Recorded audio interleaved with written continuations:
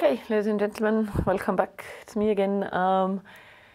English time again. We are talking about communication and about high and low context cultures.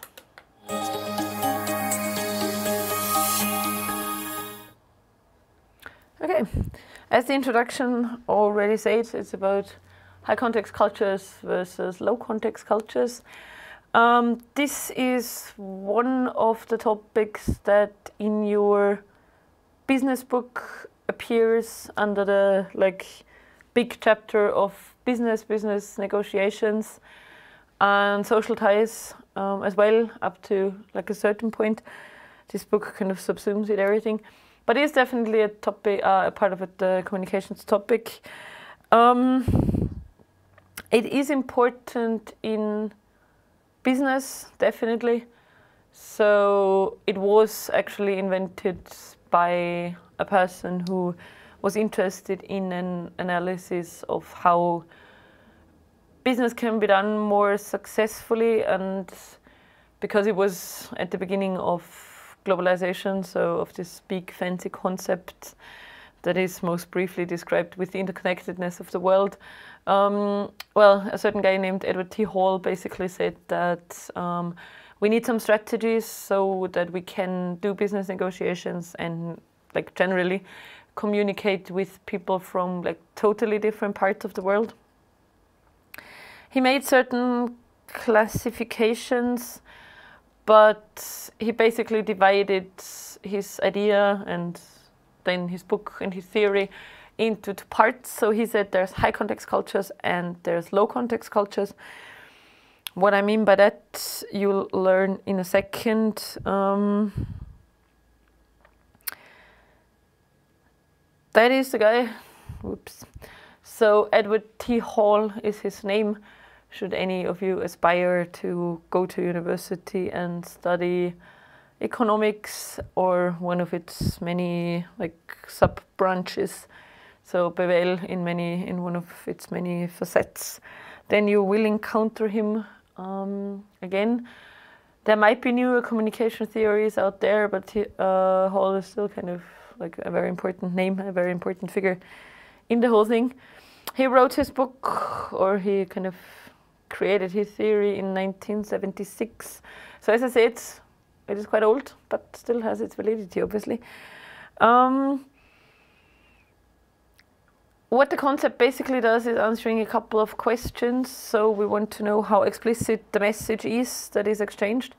So how direct and how blunt, how blatant, and how honest can I be if I talk to a person from a different cultural background. So I don't know, an American and a person from China, for example, if they are doing business together, one of the two biggest industries in the world, will happen quite frequently, I suppose. So what do they have to be careful about in the treatment of their respective other person? How can they communicate without offending the other person? How can they communicate without being rude? How can they communicate so that they both get what they want, so that the business deal works out the way it should? So it is dealing with the question how explicit the message is, how explicit one can be, and how important is the context, which is at a first glance maybe quite easy, but gets more complicated if we have a look at whole subdivisions. Basically, low context means that the message, so let's stick with the America-China example because that's easier, or it's easier to see the whole thing according to an example. America would be a low context culture, China would be a high context culture. For the American, so who is the member of the low context culture, it is only about the message. The Americans don't care that much about, I don't know, gestures, looks, body language in general. So for the negotiator from America, it would be the message of the Chinese person which he has to decode and which is important in the business, but it is not important what personal relationship they have, how friendly or unfriendly they are. So it is really only about the message, and it is only interpreted through words. So what the Chinese person says, that's the most important thing. If the American analyzes the body language and the looks and the pitch, the tone of voice, and so on and so forth, which he probably will, because it is very hard to not, or it's very hard to blank out body language. But what counts at the end of the day is what the Chinese person says. And that is what the American will rely on. That's what goes down in the contract, and so on and so forth. In high context cultures, so for the person from China, it is important how the American speaks. So the tone of voice will be important, the gestures will be important that accompany the words. Is the American sending any signal through his or her body language that maybe conveys that he's not telling the truth, that he's lying, that he's only after his or her own advantage? So that would be something that the Chinese person would care about more than the American. How often does the American make pauses? How often does he hesitate in his answers?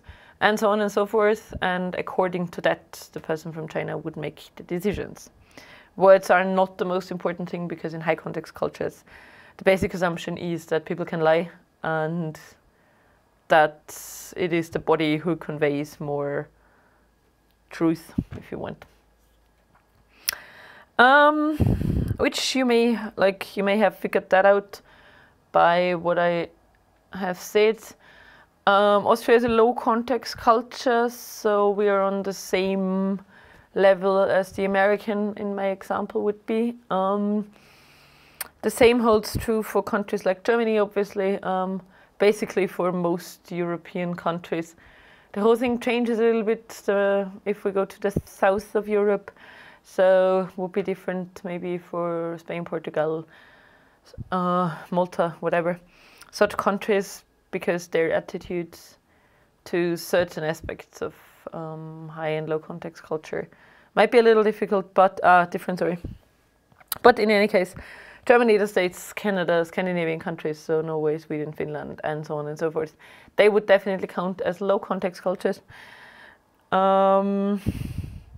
Because in business and in most other interpersonal relationships, we rely on explicit communication, so it is the word that counts, and we also want our counterpart to come to the point. So no beating around the bush. This is a Redewendung that you may have heard. It's a saying in English that basically means that you come to the point without too much embellishment and without too much, well, playing for time kind of thing, which some people do. If you listen to some people negotiating, then you kind of have the feeling, well, come to the point, and they don't. So that would be what beating around the bush is. The more Redewendungen, the more sayings, the more phrasal verbs you can introduce in, you can include in your speaking, the better it is. So low context cultures like Austria, we rely on explicit communication. So it is important what people say and how people say it, and it should be straightforward, direct. Usually, if we talk about business negotiations, the negotiations have one topic.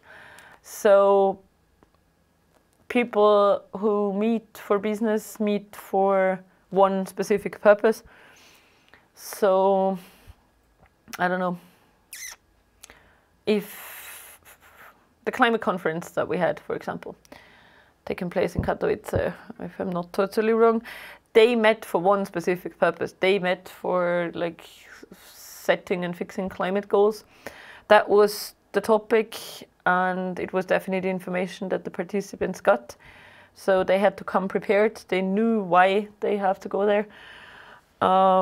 This one topic was clearly stated, and the communication on this panel among those people was for this one purpose to, well, try and find a solution, if it was that easy, for the climate change problem. So people come prepared. They had speakers, they had keynote speakers on this one specific topic. So in low context cultures, this is how things are. You meet and you discuss one topic and you discuss it in a manner that is as straightforward as possible.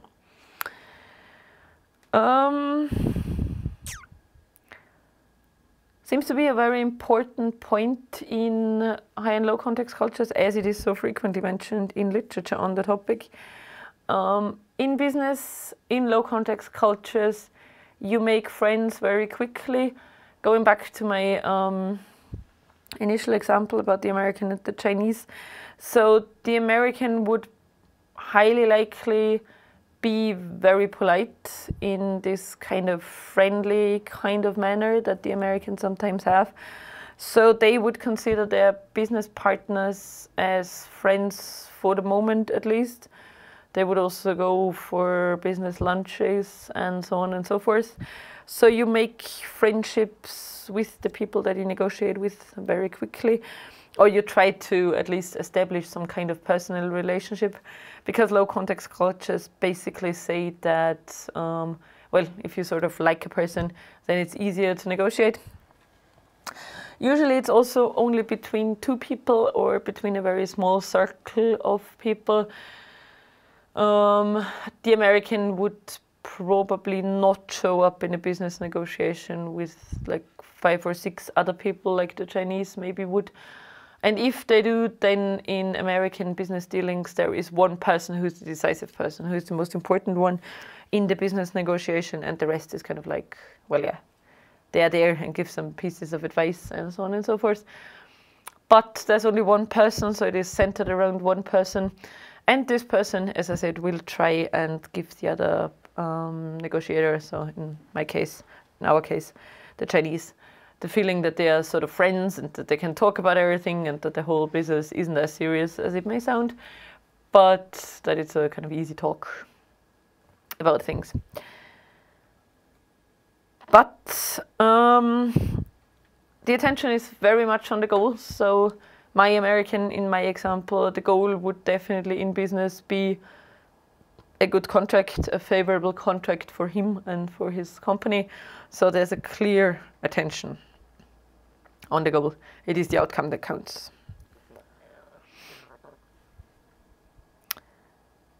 In low context cultures, it is important, or the more achievements, the more Leistung, the better grades, the more university degrees, whatever a person in a low context culture has, the better it is. That is definitely true. If you think about how important it is in our society to always name like titles, whoever has a title from a university, whatever university, would always write down his or her title as well, because we measure people so much by what they have achieved in life. In business, it would definitely be titles or university degrees, or the simple fact that you can say, well, I attended this and that university. So people with a lot of university degrees, with a lot of successful dealings in business, are usually regarded as more valuable. They're more important kind of thing. So the more you can achieve, the more prestigious you are, kind of thing.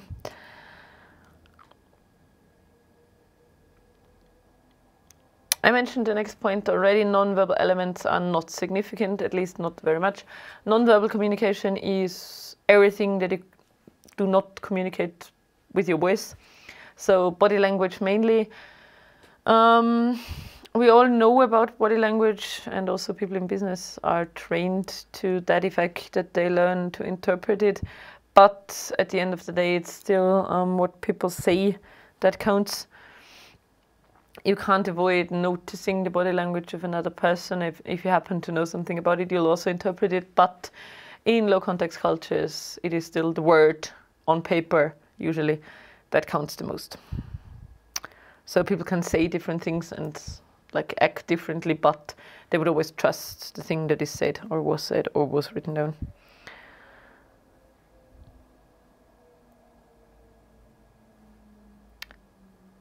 Events are scheduled, so if there is a business meeting, then it is first of all planned, it is announced, people come prepared, and you also have to stick to that plan. So in business negotiations with Americans, it doesn't go down very well if you appear 15 minutes late. You should be there, and you should also be there prepared, because everything else is considered a waste of time. If you are there in person, but if you don't have anything to say, then this was a waste of time, and your presence basically like irrelevant. So we stick to plans, and we also make sure that we get the most out of the event that we are attending. Space is important. That's more important in like making friends in business, I guess. Should you happen to go on a business lunch with someone, the whole space thing is very important. In low context cultures, people try to create some physical space as well, so they wouldn't stand too close to each other because, or sit too close to each other, because that would be a sign of, well, it would just simply be too personal for us. Our personal space is important, especially for people that we don't know that well, so we would not try, or we would not stand too close to them or touch them, like putting hands on shoulders and so on and so forth, like some people do. That's not what low context cultures do. They would always try to keep some personal distance. An interesting aspect, or so I thought, is the different attitude of high and low context cultures to learning. Because if we have a look at our school system, I think this point is more than confirmed. In low context cultures, so in Austrian schools, in American schools, in British schools, learning is basically getting an explanation and following some sort of directions. So there would be people standing there explaining problem X, Y to us. They would also help us solve the problem, show us, give us the tools so as to be able to solve the problem. That is how it works. So there is this one person who is in charge, that is the teacher, the lecturer at university, the boss, whatever. And we learn by explanation, we learn by copying to like a certain extent. And we also follow directions. So if somebody tells us what to do, if somebody gives us an Anweisung, we kind of learn from that. We are supposed to be able and use these directions again. So if we were told once how to learn something or how to solve a mathematical problem, for example, we are expected to be able to know it for a second and a third and a fourth and a fifth time as well. And what is important as well is that speed is valued. So business negotiations, but also school is based on speed. You should understand certain problems and certain procedures within a reasonable amount of time, because if you don't, then, well, it results in bad grades, or in your boss is telling you that, you know, your workforce might not be required any longer. Remember the whole thing with the directions and the explanations, because it's different in high context cultures. As I said, I find that one very interesting because it tells you a lot about how school works in other countries as well, and school is a topic that you have to know something about as well in your exams, if I'm informed correctly. Hello. Okay, high context cultures. That would be most or all of the Asian countries, would be South American countries, and so on and so forth. Also, as I said, parts of the European countries, because Spanish business negotiations, for example, share a lot of the characteristics of high context cultures, even though they are European countries. In high context cultures, you give a lot of nonverbal cues. So you would always, like in dealing with the delegation from China, for example, in my old example, you would always try and give them some assistance with your body language, because they would interpret it. And if you want to emphasize something, then your body language would convey that. If you're trying to be sincere, honest, you make certain gestures that correspond to that. So implicit communication, implizite Kommunikation, stuff that you don't say but that you show is very important in high context cultures, and non-verbal body language is very important as well. Important for my American in the example, because if he tries to convince the person from China about his or her product, then this is important. They might want to, on purpose, use some body language so as to emphasize. Messages require background information. Facial expressions are important, so are tone of voice, pitch, eye contact, and so on and so forth. You cannot just throw a piece of information at your business partner from China. You would have to explain stuff. You would have to go over notes, have a look at the internet, like respective home pages, and so on and so forth. You have to give him or her some kind of background information about your company, about yourself, about whatever. And you should also take care about your facial expressions, because everything you say or do will be interpreted. Whether or not you make eye contact is important as well, but then that's very different. There are cultures who don't particularly like eye contact. But yeah, everything you do will be interpreted in high context cultures. Friendships are comparatively slow, so the person from China will probably not consider the American a great friend after one business meeting. They are business partners, but that's it. High context cultures very frequently also appear in groups, so the decision in business is not based on one person. There is probably one chief speaker and like one person who is more important than everyone else, but it is very much a group thing. And usually it's also the case that high contact cultures value the opinion of their team members a lot, and there's a lot of discussion going on, and so on and so forth. So as opposed to America or Austria, for example, groups are important and not just one individual. Partners in business need to be trusted, so the Chinese person, if it was up to him or her, would like to trust the American, because that is an important thing. You do business only with people you trust. Might be a bit different in reality, but according to Hall, that's how things work. So Chinese people are way more, like, I don't know, way nicer, way more susceptible to good business deals if they trust their respective other. Not very important for the American. They don't have to trust them. The American would only say, well, the conditions are good, and that's the most important thing for me. Important also for you, maybe, if you meet, I don't know, you go backpacking and you meet a person from, well, I don't know, Argentina. Let's move to South America in my examples. If you criticize them and if you disagree with them, it is mainly a personal thing, so they would probably take it a bit more personal than people from a low context culture. They know better to distinguish between criticism at work and like personal criticism. So if you disagree with them, it is a more personal thing, and they would probably retreat and reconsider their whole business interaction.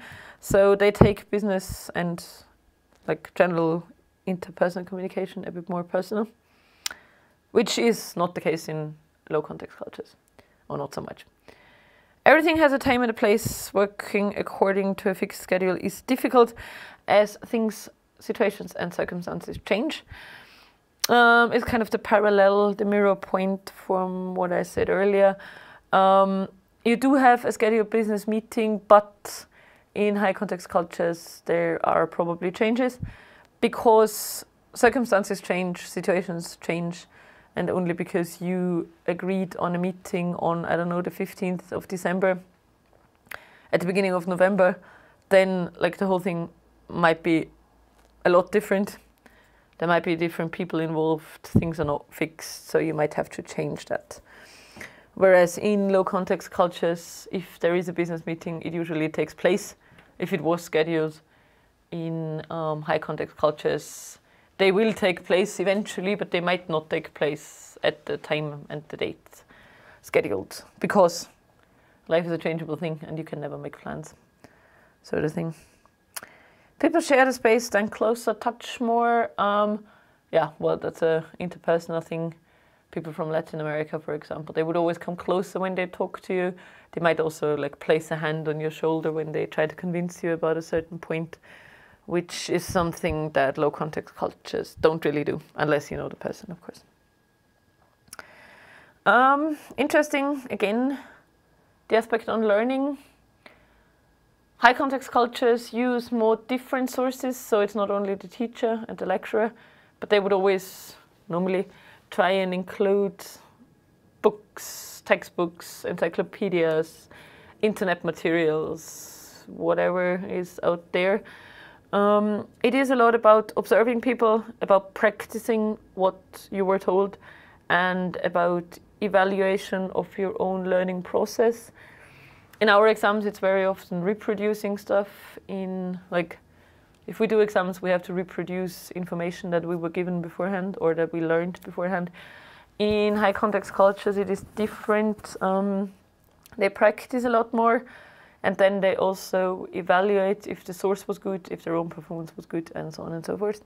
So it's not so much based on learning by heart and reproducing, but on evaluating, practicing, observing. What is largely different to low context cultures is that the word of a person is still very important. So in Latin American countries, for example, you can definitely buy a car only like after a handshake, basically. So the two people trust each other and they say, well, yeah, we don't really need a contract. It's your car now. Give me the money. That's it. Someone's word is what counts. So it's an honor thing. So if you say that this is a good car and that this car fulfills all the legal requirements that cars have to fulfill, then you trust this person and there's no reason to write it down, really. They don't trust that much in legal documents because words on paper lie as well. So why bother, kind of. So promises are still very important in high context cultures. Wouldn't be that important in low context cultures. Only because you promise the American something and shake hands, that doesn't mean that he or she believes in what you say. A person from Latin America, or my Chinese example, they actually might. Here we have this incredibly great picture, which isn't that great after all because it doesn't fit on the slide. Why is there text now? Anyway, here we have some examples of high and low context cultures. As I said, the Swiss, the Germans, the Scandinavians, the Americans, the Australians, but they are already somewhere in the middle kind of thing. They would definitely be considered as low context cultures. The Australians maybe a bit less because I guess they have a more, I don't know, they have a quite casual approach to things, really. So they're kind of somewhere in the middle, but Scandinavia, America, Germany. Austria is not on the slide, we're not important enough. But Switzerland is. It's kind of weird. Anyway, that would be low context cultures. So for us, it is the message that counts, it is the result that counts, and so on and so forth. Higher context cultures or high context cultures are South American countries, African countries, of course, Southern European countries. So here in the example, we have Spain, the Arabic countries, and most of the Asian countries. I would say that the Arabic countries are kind of different story altogether. If we talk about business, I think business etiquette in the Arab countries is slightly different anyway and would need some more cultural studies. What my text that is in the middle of the picture now, which I don't really like, you have this word overgeneralization here. I get this sometimes when discussing high and low context cultures. Of course, it's not always the case. What Hall did in 1976 was writing down some observations. I think what he did was following a lot of business negotiations between people from different countries, and he wrote down what he saw. Of course, there are overgeneralizations. Maybe they even go in this direction of like stereotypes. The stereotypical American businessman and the stereotypical, I don't know, Argentinian businessman, whatever. But, well, I think the topic as such is very interesting because we don't know that much about other countries, and it kind of, or, well, we do know a lot about it, but maybe not about how business is done. And we get some insights into how different countries present themselves, how Austria presents itself in business negotiations, and so on and so forth. And I also think that it is a quite nice topic for the A-levels for those of you who like to have solid and well-researched and a lot of background information. There is information in your books. There's lots of information about stuff like that on the internet. Be careful to only use sources that are like trustworthy kind of thing. But there's a lot of information, and if you want, you can get a lot of background information and therefore easily fill the 15 minutes that you have to speak. Might be one of those topics that people who like learning stuff by heart kind of like. That was a lot of likes in one sentence. Anyway, so look them up, check them out on the internet. Also maybe prepare an example. What the internet usually does is comparing either an American and either a person from China or an American and a person from Latin America, because they make the biggest differences, obviously. Could also use Austria or Germany as an example. Okay, very quick. Yeah, I think the most important point is the whole thing about the body languages and what gets interpreted and what not. What is important in learning and what is important in terms of punctuality, meetings, schedules, and so on and so forth. I would have a look into that, and yeah, I think that was it about communication and culture and high and low context cultures. I hope I could help in, well, making the whole thing a little more clear. Thank you very much. See you another Monday.